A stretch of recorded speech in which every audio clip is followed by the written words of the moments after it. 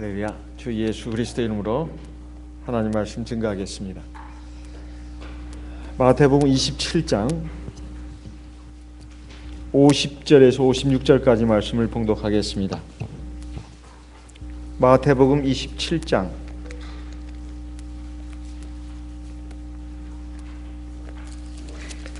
50절. 예수께서 다시 크게 소리 지르시고 영혼이 떠나시다.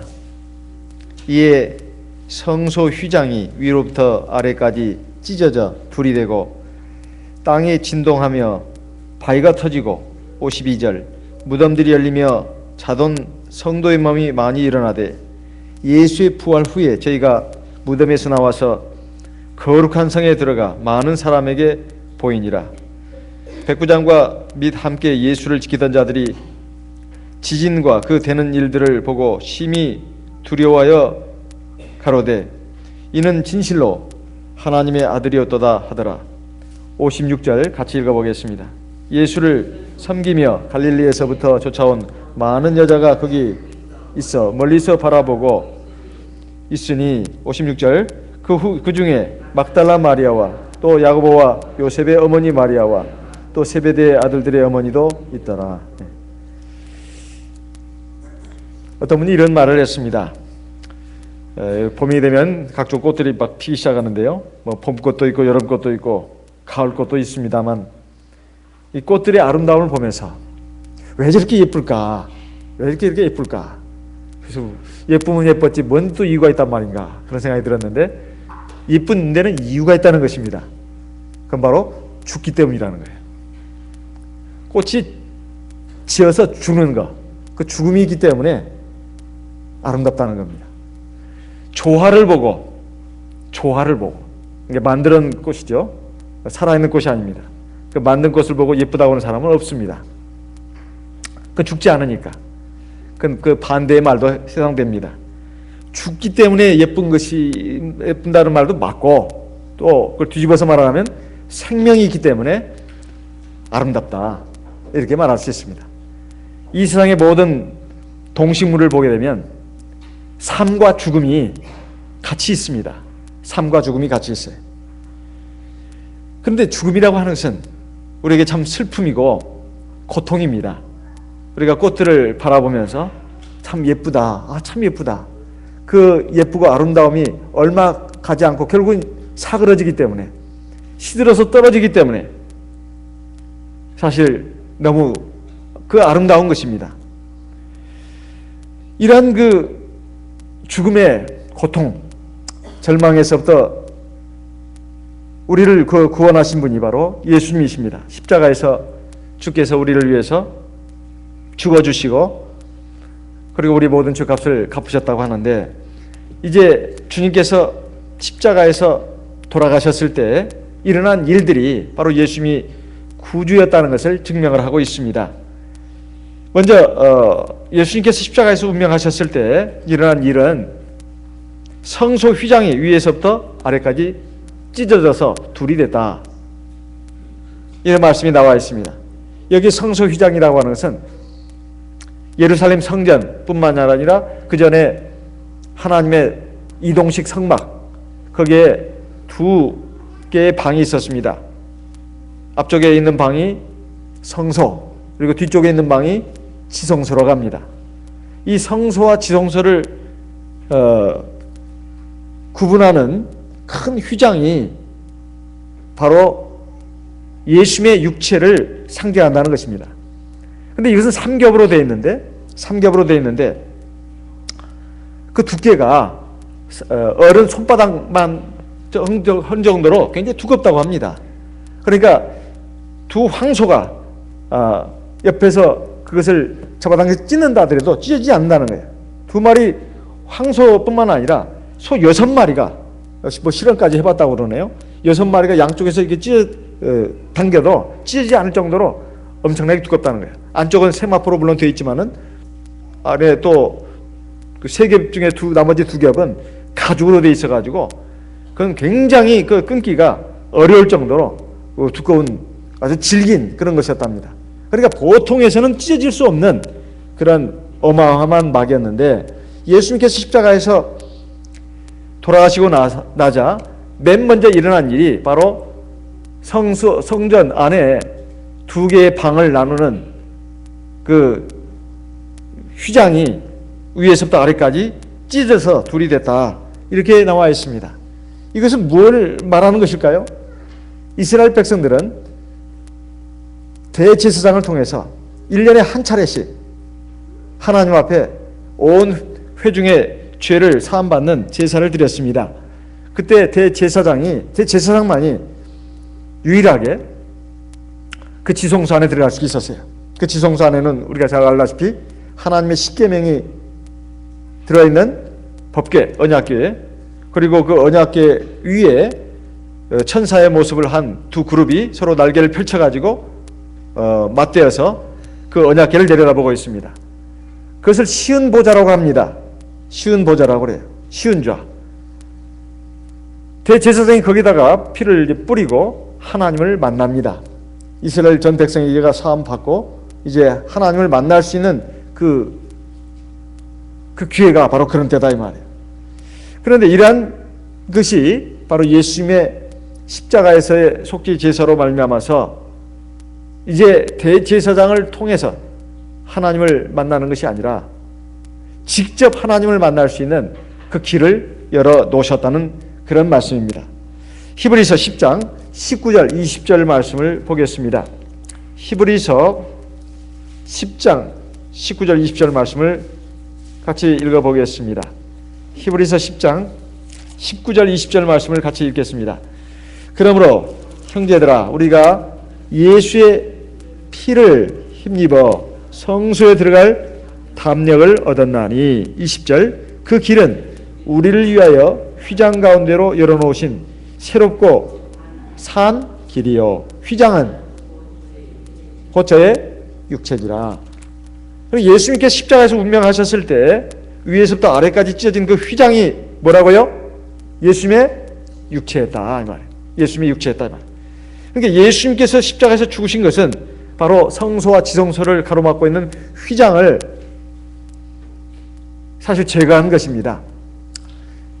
이것은 하나님께서 주도적으로 하신 거예요. 우리 사람이 하나님을 만나야 될 필요성을 아주 절실하게 느낀 나머지, 하나님을 만나야 생명을 얻을 수 있고 영원한 행복을 우리가 누릴 수 있다는 거, 그리고 그 나라에 들어갈 수 있다는 거, 이 필요성을 느껴가지고 우리가 그 휘장을 찢은 게 아니고 하나님께서 그 휘장을 찢어주셨다, 이 말이에요. 하나님과 우리 사이에 가라놓여 있는 그 죄의 장벽을 허물어뜨린 분이 바로 예수님이십니다.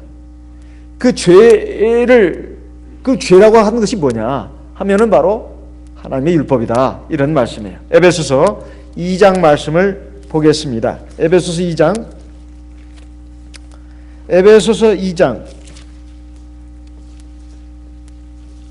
13절 12절부터 보겠습니다. 에베소서 2장 12절, 그때 너희는 그리스도 밖에 있었고 이스라엘 나라 밖의 사람이라 약속의 언약들에 대하여 외인이요 세상에서 소망도 없고 소망이 없고 하나님도 없는 자이더니, 13절, 이제는 전에 멀리 있던 너희가 그리스도 예수 안에서 그리스도의 피로 가까워졌느니라. 14절 15절 같이 읽어보겠습니다. 그는 우리의 화평이신지라 둘로 하나를 만드사 중간에 막힌 담을 허시고 원수된 것 곧 의문에 속한 계명의 율법을 자기 육체로 해하셨으니, 이는 이 둘로 자기 안에서 한 세 사람을 지어 화평하게 하시고, 16절, 또 십자가로 이 둘을 한 몸으로 하나님과 화목하게 하려 하심이라. 원수된 것을 십자가로 소멸하시고, 여기까지. 그러니까 하나님과 우리 사이에 있었던 것은 죄의 장벽이었다. 그 죄를 죄로 인정한 것이 뭔가 하면 바로 하나님의 의문에 속한 계명의 율법이었다 하는 것입니다. 그리고 또 하나님 앞에 나아가는 데 있어서 반드시 인간은 죄인이기 때문에 하나님 앞에 나갈 수 없는데 대제사장, 중보자를 구약시대는 세웠습니다. 대제사장 한 사람을 통해 가지고 바로 그를 통해서 하나님 앞에 나아갈 수 있었다, 이 말이에요. 그런데 이제 예수님께서 십자가에서 죽으심으로 말미암아서 이제는 대제사장, 사람인 대제사장을 통하지 않고 직접 내가 제사장이 돼서 하나님을 만날 수 있게 됐다는 것입니다. 이것이 바로 오늘날 하나님께서 모든 성도들에게 베풀어 주신 은혜입니다. 그리고 우리 몸을 성전으로 만들어 주셨어요. 그래서 베드로전서 2장 9절에 이렇게 말씀하고 있습니다. 베드로전서 2장 9절 말씀을 보겠습니다. 베드로전서 2장 9절. 베드로전서 2장 9절 같이 읽어보겠습니다. 오직 너희는 택하신 족속이요 왕같은 제사장들이요. 여기까지. 오직 너희는 택하신 족속이요 왕같은 제사장들이요. 우리가 바로 하나님의 은혜로 말미암아서 진리 안에서 물과 성령을 거듭나 가지고 하나님의 제사장이 된 사람들입니다. 그러면 하나님의 제사장이 됐다면 어떤 일을 해야 되느냐? 베드로전서 2장 5절 말씀을 같이 읽어보겠습니다. 베드로전서 2장 5절 같이 읽겠습니다. 너희도 산 돌같이 신령한 집으로 세워지고 예수 그리스도로 말미암아 하나님이 기쁘게 받으실 신령한 제사를 드릴 거룩한 제사장이 될지니라. 자, 우리 모든 성도들은 하나님 앞에서 신령한 집으로 세워져야 된다는 거예요. 신령한 집이 뭘까요? 신령한 집이 뭡니까? 두 글자, 성자로 시작합니다. 끝 글자는 전자로 끝나는데 뭘까요? 성전이 되어야 된다. 우리 모두가 다 성전이 되어야 된다는 거예요. 신령한 집으로 세워지라는 것은 성전으로 완성되어야 된다는 뜻입니다. 두 번째, 예수 그리스도로 말미암아 하나님이 기쁘게 받으실 신령한 제사를 드릴 뭐가 되라? 거룩한 제사장이다. 그냥 제사장이 아니에요. 어떤 제사장이요? 거룩한 제사장이 되어야 된다. 아니, 우리 아까 왕같은 제사장이라 했는데 뭔 또 제사장이 되란 말인가? 거룩한 제사장이 되라는 말이에요. 자, 그러니까 우리의 과제가 두 가지입니다. 하나는 우리가 신령한 집으로 세워져야 된다. 뭐요? 하나님의 성전이 되어야 된다. 하나님의 성전이 되어야 된다는 겁니다. 그리고 내가 하나님 앞에서 거룩한 제사장이 된다는 거예요. 어떤 거룩한 제사장이요? 하나님이 기쁘게 받으실 신령한 제사를 드려요. 그러니까 하나님 앞에서 우리는 성전이 되어야 되고 또 신령한 제사를 드리는 거룩한 제사장이 되어야 한다는 거예요. 여기 아까 읽은 베드로전서 2장 9절의 말씀은 너희는 택하신 족속이고 왕같은 제사장들인데 대체 우리가 제사장이라면 뭔 일을 해야 된다는 말인가? 이것은 세상 모든 사람들을 위해서 우리가 그들 앞에 제사장으로 있다는 뜻입니다. 스스로 자신을 위해서도 제사장이지만은 세상 사람들을 위해서 제사장이 됐다는 거예요. 9절의 말씀을 다시 끝부분을 읽어보게 되면 거룩한 나라여 그의 소유된 백성이니 이는 너희를 어두운 데서 불러내어 그의 기이한 빛에 들어가게 하신 자의 아름다운 덕을 선전하게 하려 하심이라.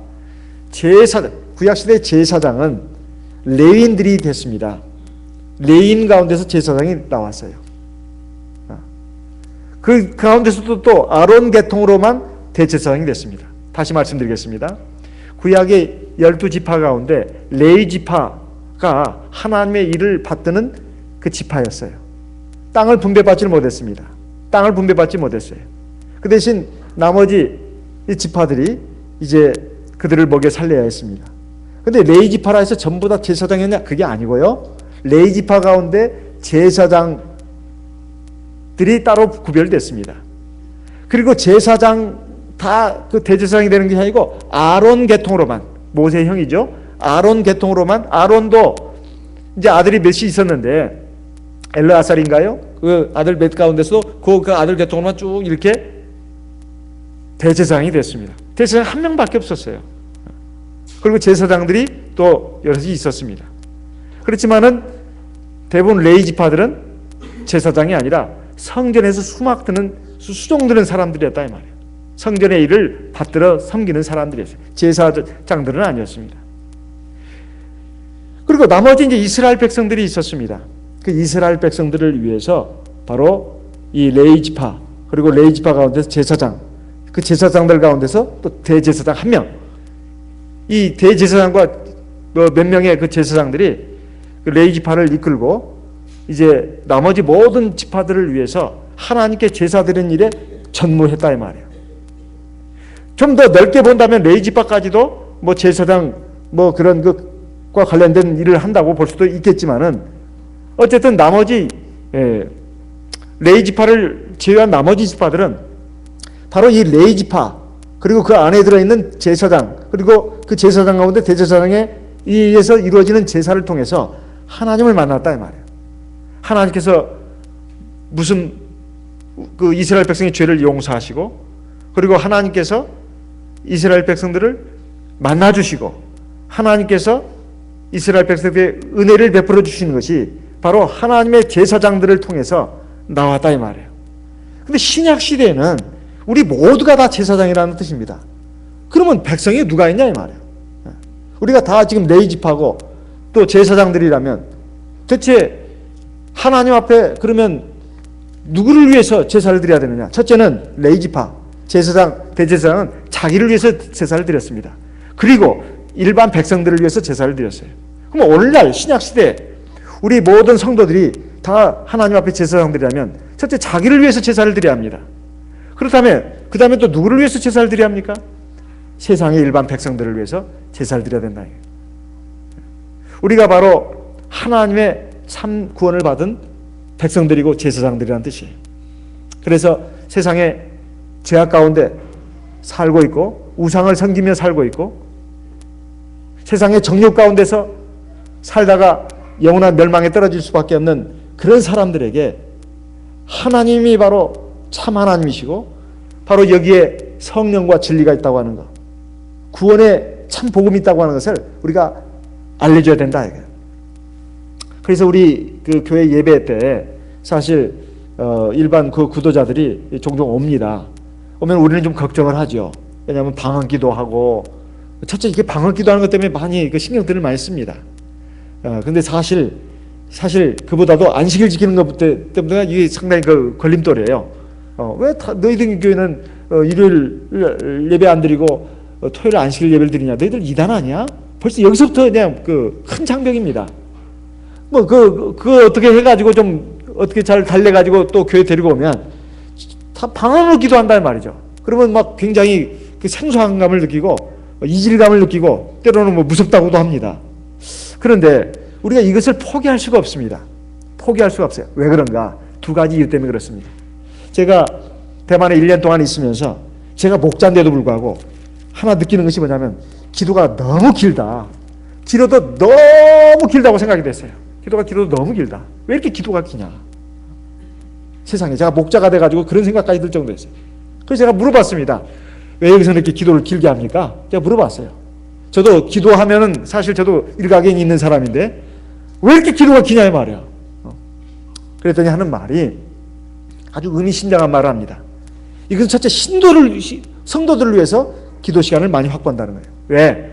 우리 성도들이 세상에서 살다 보면 육신의 일을 하느라고 기도할 시간이 없다는 거예요. 그래도 기도하지 않겠습니까? 기도를 하긴 하더라도 찌끔한다고 교회 지도자들은 딱 판단을 내려야 된다는 것입니다. 그래서 교회 예배 날만큼이라도 교회 와서 기도를 많이 하게 된다는 거예요. 저는 그 말에 딱 옳다고 생각이 들었습니다. 물론 성도들 가운데 기도 꾸준히 열심히 하는 성도들도 있지만 대부분은 육신의 삶에 쫓기고 바빠가지고 피곤해서 기도를 제대로 안 하는 성도들이 대부분일 것이다. 이렇게 판단 내린 대만교회 지도자들은 정확하다고 저는 생각을 합니다. 설령 그 반대를 할지라도 사실 대만교회 성도들이 일상생활 가운데서 기도를 많이 한다 하더라도 교회에서 기도하는 시간을 충분히 확보하는 것은 이것은 정말 바른 판단이다. 이런 생각이 들었어요. 그래서 예배 날만큼이라도 교회에 와서 기도를 많이 하도록 이끌어 가야 된다는 거예요. 그래야 성도들이 성령이 충만한 상태고 세상에 그 진흙물에 휩쓸려서 떠내려가지 않는다는 뜻입니다. 두 번째, 그럼 일반 교회에서 또는 불신자들이 올 때 그거 굉장히 놀라지 않겠습니까? 그런데 이분이 이런 말, 지도자들이 이런 말 하는 거예요. 그런데 이것을 그걸 포기할 수가 없다는 거예요. 왜냐하면 우리 교회가 성령이 있다는 것을 확실하게 보여주는 증거인데 어떻게 그걸 포기할 수 있냐는 거예요. 그런 경우에는 두 가지 방법이 있다는 것입니다. 하나는 구도자를 데리고 온 우리 교회 성도가 미리 설명을 해준다는 거예요. 우리 교회는 성령을 받아서 방언기도 한다. 그러니까 그거 알고 있어라. 미리 마음의 준비를 시켜준다는 거예요. 그렇지 않으면 미리 교회 목자님을 만나가지고 우리 교회 진리에 대해서 소개를 받게 한다는 것입니다. 소개를 받게 한다는 거예요. 그래서 우리 교회에서는 성령을 받아서 이렇게 방언기도 한다는 것을 미리 듣게 한다는 거예요. 그런 다음에 교회 예배에 들어오게 한다는 것입니다. 그런데 그것은 인도자가, 그러니까 구도자, 초신자를 데리고 오는 그런 우리 교회 성도가 잘 판단을 해야 된다는 거예요. 먼저 목자님을 만나게 할 것인가, 아니면 그냥 데리고 가면서 우리 교회는 성령을 받아서 방언기도 하니까 그런 줄 알아, 이렇게 말을 해주던가. 그건 자기가 판단을 해야 된다는 거예요. 근데 그 구도자를 위해서 전 성도가 안식일날 예배를 드리는데, 다 신령과 진정으로 예배를 드리는데 구도자 한 사람 때문에 방언기도를 하지 않고 오성기도를 한다? 이건 안 된다는 거예요. 저는 그 말이 맞다고 생각이 들었습니다. 사실 우리 교회 어떤 분이 예전에 쭉 그 역사를 보게 되면 전도를 하기 위해서 안식일날 방언기도를 안 했습니다. 왜냐하면 우리 성도들만 모였을 때 따로 방언기도를 하고, 그 구도자 전도를 하기 위해서 방언기도를 안 했어요. 그랬더니 어떻게 되느냐, 전도가 그렇게 잘 되는 것도 아닙니다. 왜냐하면 안식일을 지키기 때문에.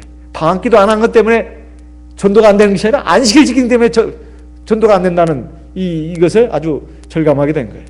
그래가지고 이제 뭐 토요일을 지키는 것 때문에 교회를 안 나온다는 거예요. 토요일 때문에. 뭐 방언기도야 뭐 우리 교회 일반 교회에서도 한다.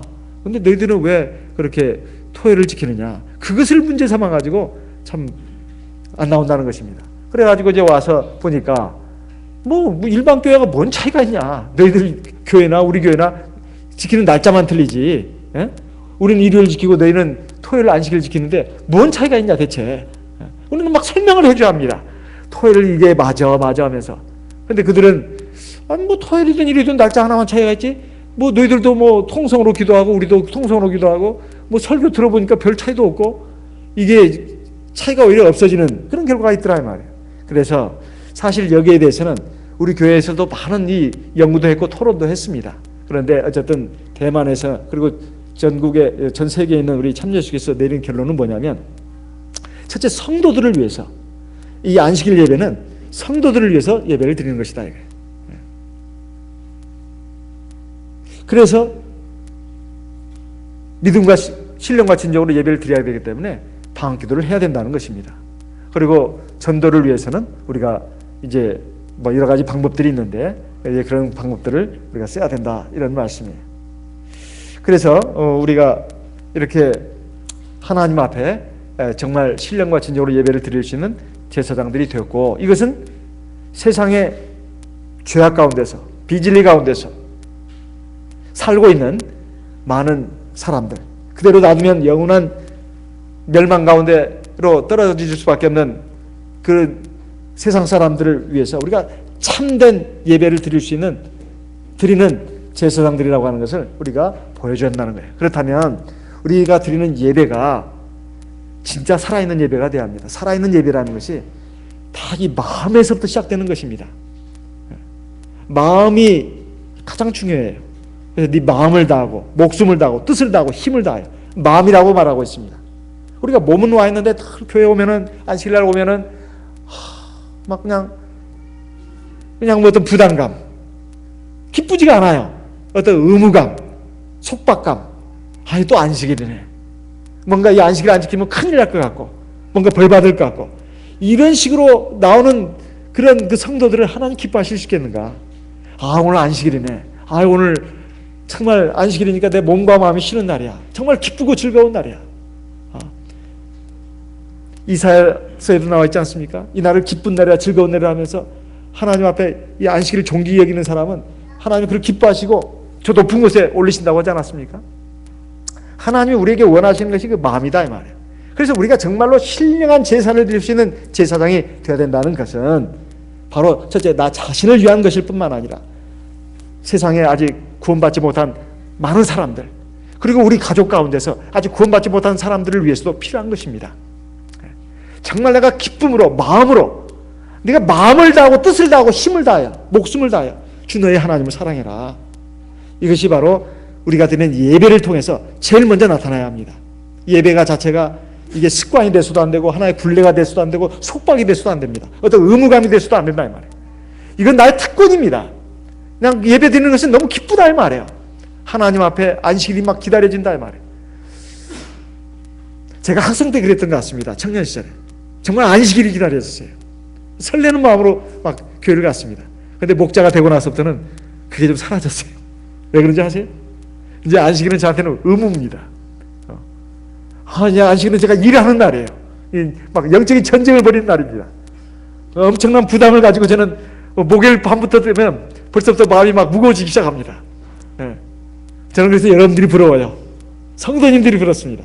얼마나 좋아요. 그냥 오면 되잖아요. 교회 와서 받아 먹기만 하면 되지 않습니까? 받아 먹기만 하면 된다 말이에요. 얼마나 이게 좋은지 몰라요. 사실 하나님의 일꾼들은 안식일이 제일 참 부담이 되는 날입니다. 그러니까 여러분들은 얼마나 그러자 말이에요. 그런데 어떤 데 보면은 우리 성도님들이 마음이 푹어져 있는 모습, 교회 와서 앉아 있는 모습을 보면 다 그런 건 아닙니다만 우거지상으로 그냥 앉아 있나? 그게 참 이해가 안 될 때가 있어요. 왜 저러신가? 왜 저렇게 마음이 무거워 보이고 저렇게 막 힘들어 보이는가? 그런 생각이 들 때 정말 안식일이 참 기쁘고 즐거운 날이다. 그리고 세상 모든 걱정 근심을 하나님 앞에 내려놓고 맡겨야 됩니다. 하나님이 그 모습을 보시고 야, 너 진짜 나 믿는구나. 그래, 나 가만히 있지 않을 거야. 너의 힘이 돼줄 거야. 너의 등불이 돼줄 거야.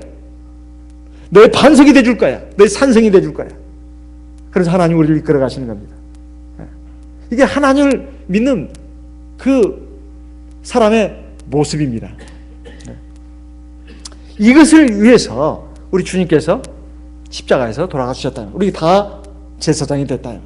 이제는 내가 나 자신을 위해서 제사를 드릴 뿐만 아니라 이제는 믿지 않는 세상 사람들, 아직 사망의 그늘에 앉아있는 죽어가는 많은 영혼들을 위해서 우리가 그들을 빛 가운데로 진리 가운데로 인도할 수 있는 제사장이 됐다. 이런 뜻입니다. 얼마나 대단합니까?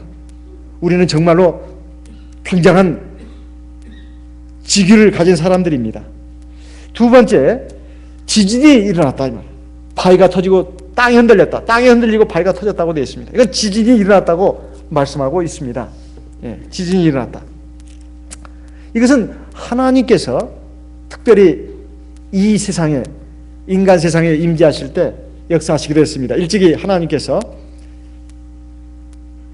구원하신 이스라엘 백성들에게 십계명 그리고 율법을 주시고자 시내산에 강림하실 때에도 일어났던 현상 중에 하나입니다.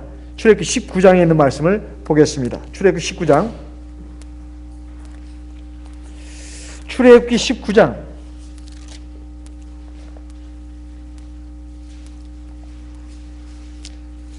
18절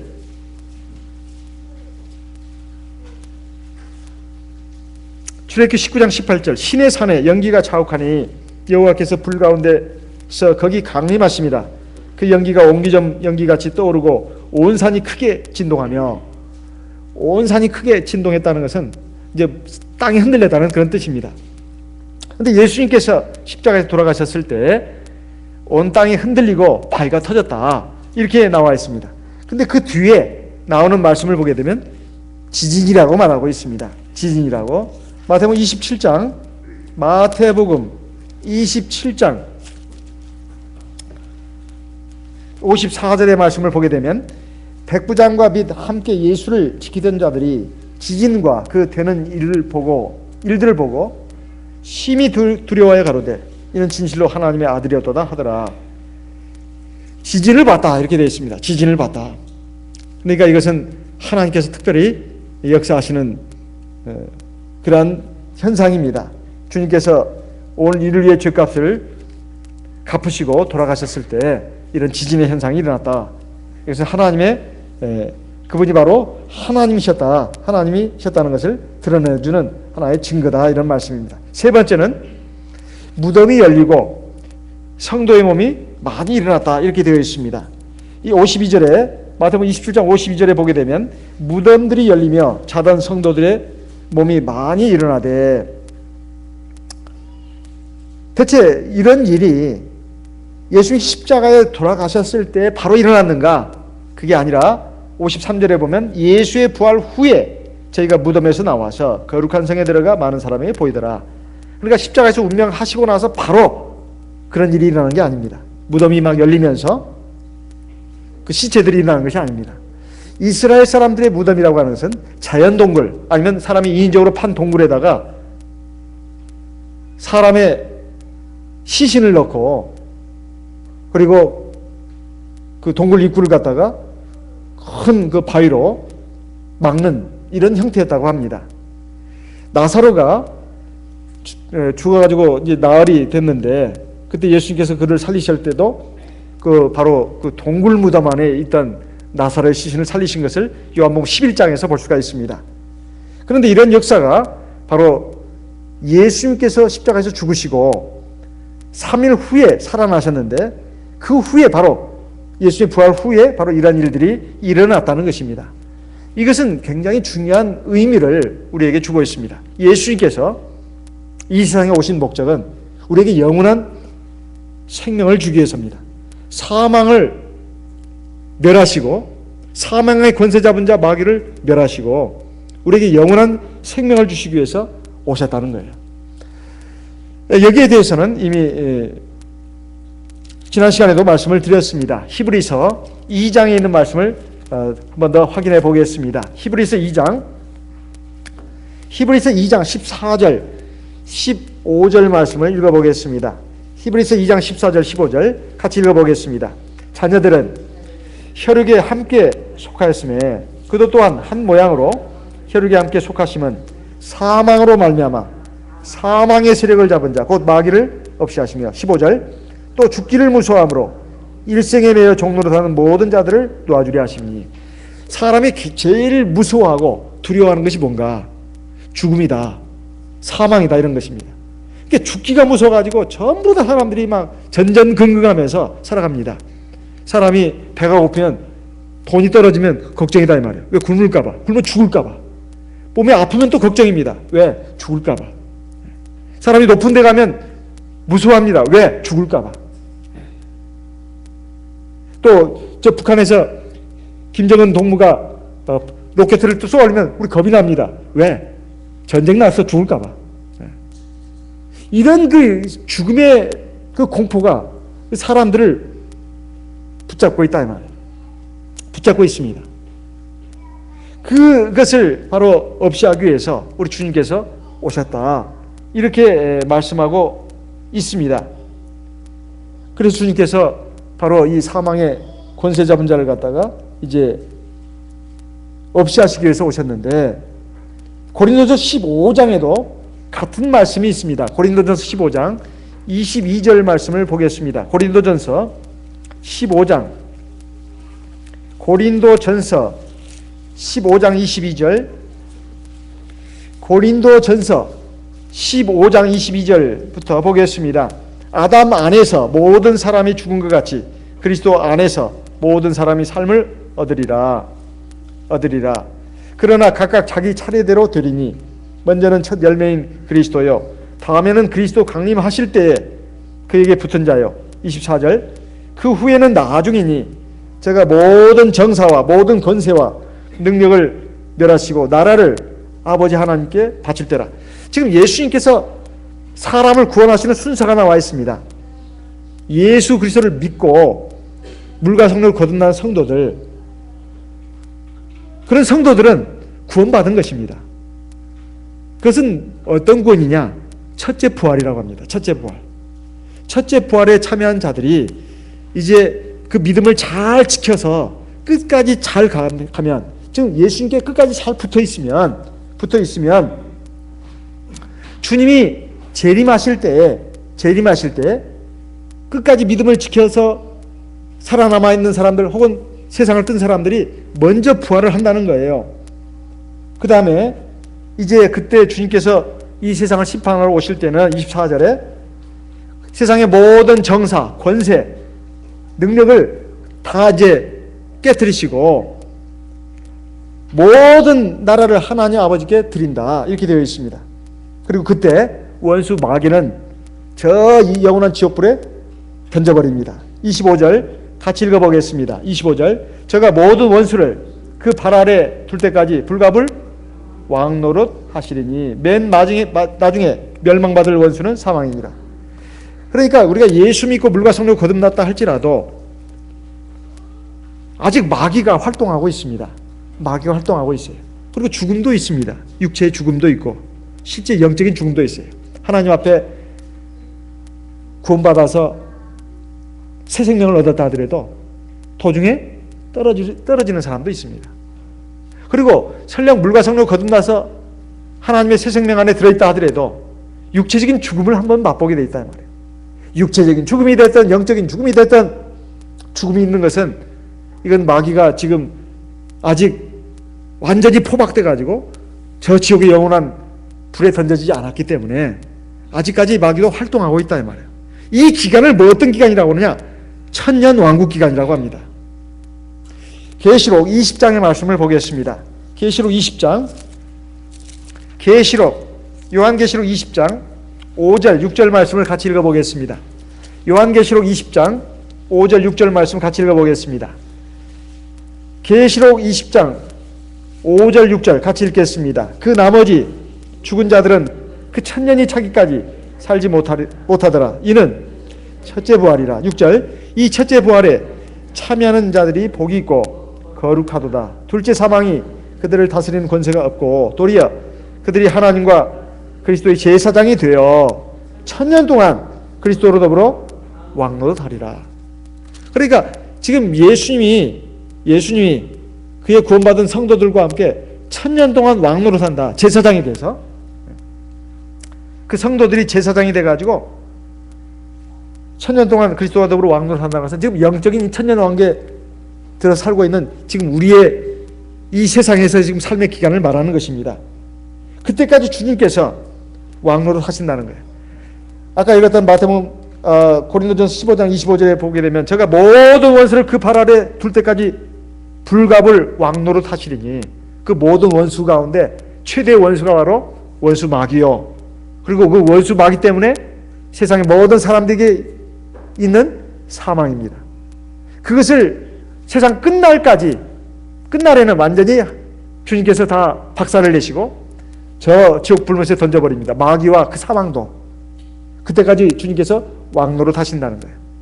뭐 세상에 뿐만 아니라 저 영원한 천국에서도 주님은 왕이신데 뭐 세상에서 성도들과 더불어 왕노릇 한다는 그 표현이 알 듯 모를 듯 아주 기기묘묘한 말씀인데 바로 그런 뜻입니다.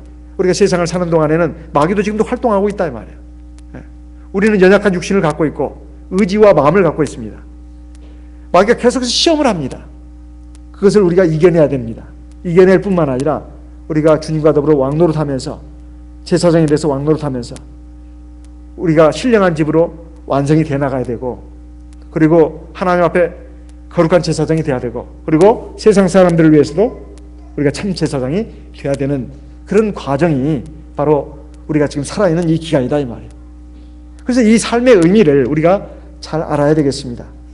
그리고 이 주님의 부활 후에 많은 사람들이 무덤에서 나와서 부활했다고 하는 것, 그리고 거룩한 성, 즉 예루살렘 성으로 들어갔다고 하는 것은 바로 주님이 이 세상에 왜 오셨는가 하는 걸 알려주는 겁니다.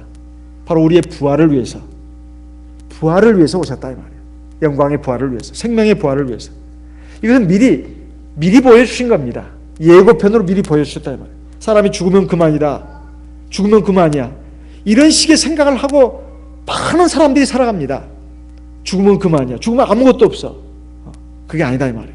예수님이 십자가에서 죽으시고 3일 만에 부활하셨을 때 많은 성도들이 그 무덤에서 부활했습니다.